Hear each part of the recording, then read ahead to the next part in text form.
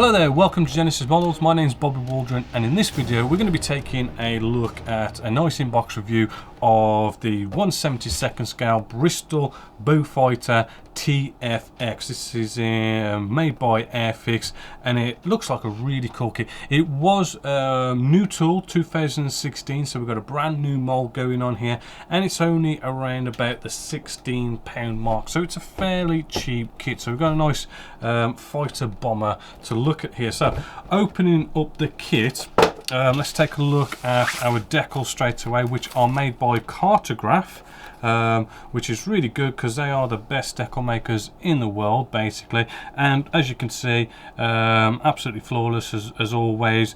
The writing is very much readable. It's got a matte sort of finish to it, great colour, everything's in registry, no problems with that, will work well with micro salt and set.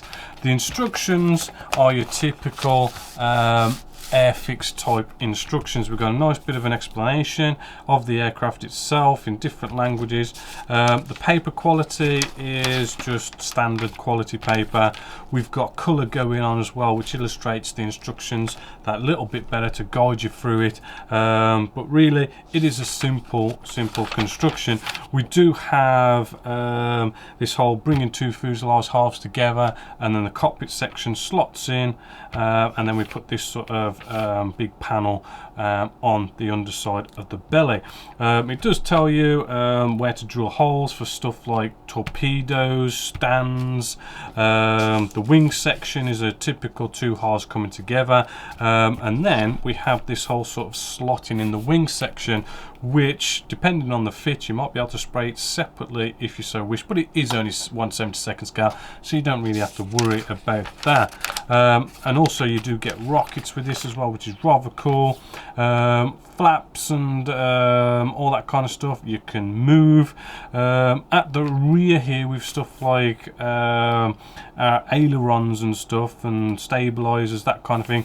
We've got this weird sort of construction here where we put a blank panel on top of. I don't know whether that's to have something to do with having different versions or something, but well, actually it could maybe do with something to do with ejector pin marks, maybe, but really it just makes the whole sort of construction a little bit complicated, and thus can create a few extra problems. Goes together rather nicely. We've got engine sections here that we can have slightly on display a little bit, but apart from that, looks like a relatively easy kit to go together. And you've got all this sort of torpedoes, rockets and everything on here that you can have on or off. We've got our canopies here as well, which is rather cool.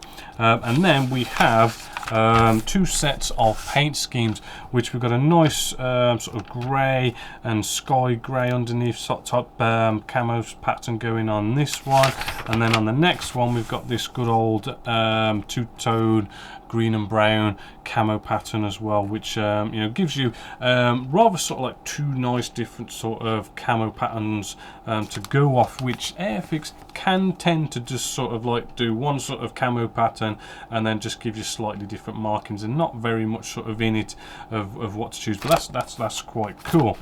So looking at the kit itself, well, let's start off with the sprues. We do have 4 sprues altogether, as well as we've got a sprue with just the clear parts on.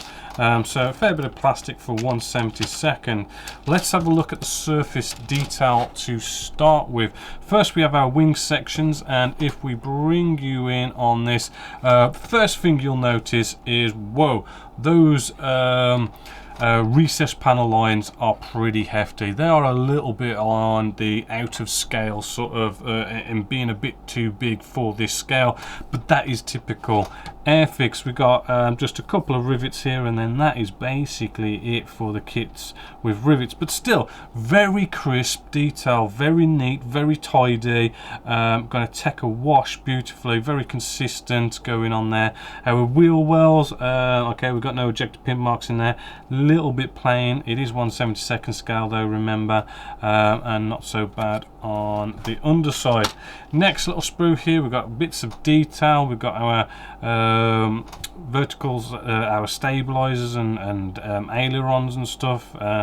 We've got torpedoes here as well.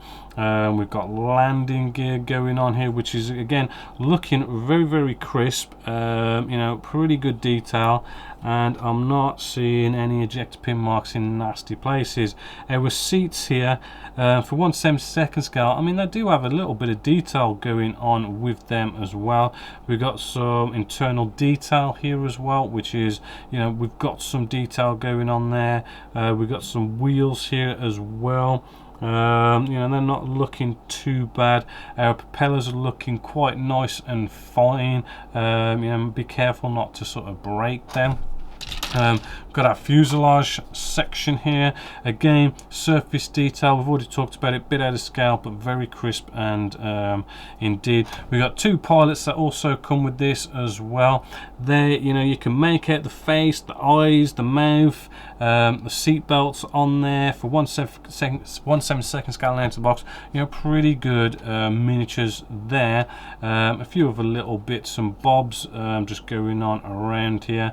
The tail section here has got a bit of flash going on around it. I mean, this kit is pretty sort of flash free, but you could probably see a little bit of flash just up here, and it sort of goes around a little bit.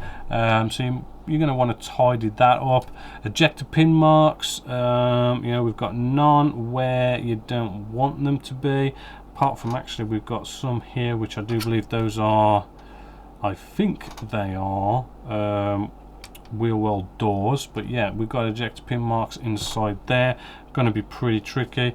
On the inside of the fuselage half section, we've got our cockpit section here. There is one or two ejector pin marks, but they're not really in the nasty places, but it's quite cool to have all this sort of rib section going on inside there. Last sprue, we have our fuselage belly section. Again, good crisp detail.